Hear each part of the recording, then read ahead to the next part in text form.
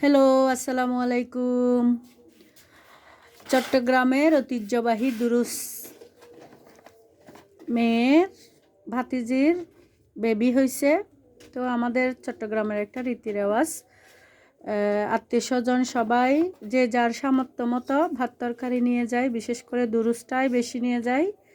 তো ভাতিজির শ্বশুর বাড়িতে দুরুস নেওয়া হচ্ছে।